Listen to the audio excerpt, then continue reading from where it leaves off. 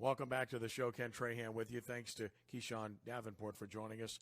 We're going from one really good coach to another as now we turn our attention to A.J. Williams, Alfred Williams of Xavier University. Of course, it seems like it was a long time ago when Xavier qualified for the NAIA National Tournament, but it really wasn't that long ago. Such as 2020, this very strange, unusual year. But Coach Williams joins us now. And, A.J., listen, it's great to have you with us. Welcome to the show. Mr. Ken, thanks a lot, man. I appreciate it. It's definitely an honor and a privilege. I've listened to you guys last segment with Coach Davenport, man. That was pretty good. That was really good. Well, she's a longtime friend of mine, and I worked with her at UNO, and not going to find a more quality person and a better influence on young people. So I'm just glad she persevered. You can feel it. You can feel it. You can feel it through the radio. Absolutely. Well, listen. I mean, it's the quality of the person, the character, the dignity. She's got it all, and I know you're of the same milk. So we really appreciate you joining us too. Just on the basketball briefly before we talk about social issues. Again, for those that weren't aware, you guys went through 27-6. You had a great season. You qualified for the national tournament. Boy, it's just a great time. Everything's looking fantastic, and then all of a sudden, bam, everything hits. You're shut down completely and can't go any further. That was such a difficult pill to swallow, wasn't it? It was. It took me a couple of days to kind of really put things in perspective because, we put so much time and energy. A lot of people don't see the day-to-day. They only see the end result. And, we put a lot of time and energy into the day-to-day to get us just to a competition level. And so to be able to, win regular season championship, to also, play, 3 games in 5 days. It was 5 games in 8 days. Was extremely tough to win a tournament championship. And so we felt like we had some more basketball left in us to play. And, unfortunately, COVID-19 hit, and it derailed our plans. But, I always say God got a plan for us. He kind of knew this was going to happen, and, he allowed us to, get a taste of victory and finish on a high note. A lot of teams don't get to finish with the win at the end of the year. Nope.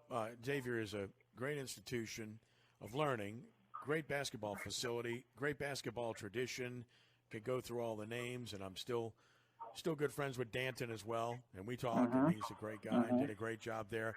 But you've continued that, and this is a program that really is attractive to virtually everybody that would be interested in basketball that isn't a top NCAA level player. I mean, it's that type of program, isn't it? Right, no question. We definitely have a lot to offer at Xavier University. The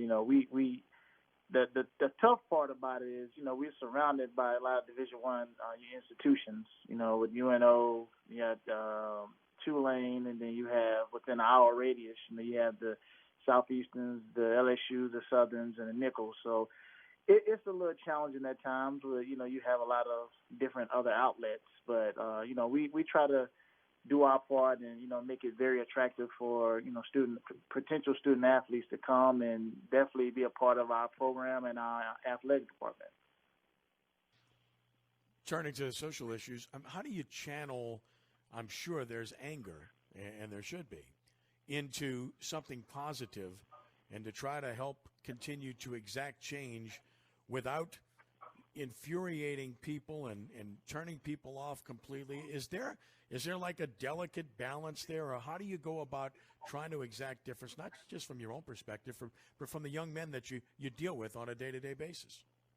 Yeah, it's challenging. I'm not going to lie to you, Mr. Ken. It's challenging, mentoring young African-American males between 18 to 25, trying to influence them with the positive information to help them be well equipped for the real world. It's definitely a challenging task, and like Coach Davenport said, man, that's the task that we were presented with, that God wants us with, and I take it a huge responsibility in definitely preparing our young men just to be equipped with the necessary tools. And so it's challenging, but I believe in transparency.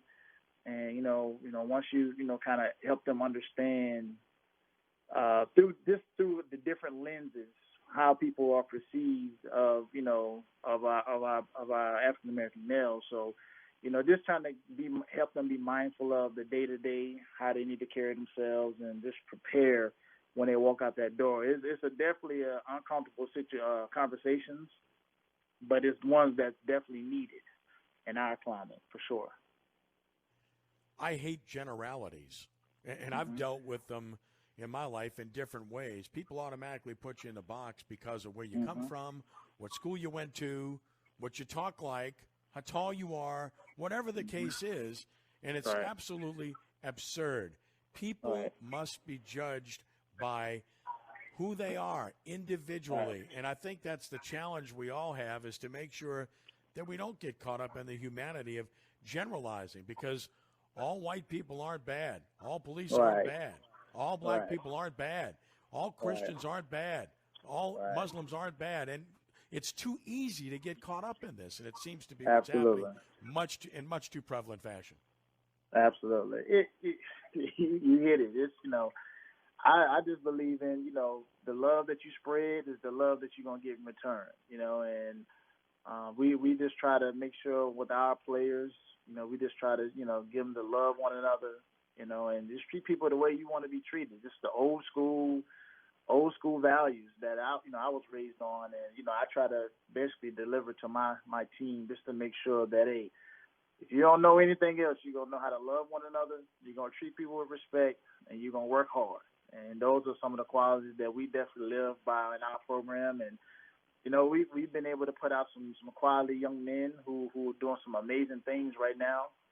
Just to mention two of them, we have one young man who just got he had an internship with 3M. He just accepted a job with 3M. And then we have another young man who did a internship with Microsoft, and he just accepted a job with Microsoft. So, through all the challenges, you still, continue to do the work, and just work hard every day, and hopefully the results show out of that. And I'd be remiss not to ask you in about 2 minutes remaining about your own personal experiences. How much discrimination have you encountered personally? Has it been subtle, or has it been just way out there and overt? It's it happens frequently, and I try to defuse the situation, by speaking first and just having an inviting personality that people feel comfortable. It's not right by any means, but I'm 6'3.5". I'm tall. I have a little weight on me, and so sometimes people get intimidated by me. But I just try to, like I said, just treat people the way I want to be treated. So sometimes people walk by, don't speak, I'll speak. Just to break the ice and everything. But I've had my challenges and some discrimination as far as way I look and how my stature and everything. But all you can do is pray for them and continue to do what you're called to do, and leave it in the Lord's hand after that. Class act, gentlemen, and a great influence on young people.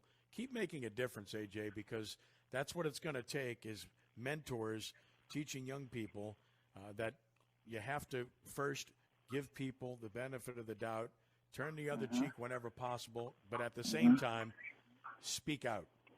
Right. Speak out. Right. Let people know. Right. And don't ever duck that responsibility. Just like people of faith. What good is your faith if you don't speak about it? It's a similar situation. If you have these things that you encounter in your life, you should speak out to try to exact change. Man, you're right about that, Mr. King. And, it does no good to bottle it up and keep it to yourself. I try to, as much as I can, as far as young coaches, I try to motivate and give them tools that wasn't afforded to me, that I just give them some information, some nuggets, along my way to just kind of help them along their journey. Because I know it's going to be hard, and some people are not going to see what you see, but just stick with it and continue to put the work in. And as far as the faith part, man, we speak it every day in practice, and we definitely do our part So it's you got to put it out there. It makes no sense to hold it in. Put it out there. Baseball's coming at Xavier, too. Basketball's terrific, thanks to people like A.J. Williams. Continue to do the great job that you do. Appreciate the time. God bless you and your family and your players. Stay safe in these strange times, and do speak out. And I hope we can talk again soon, A.J.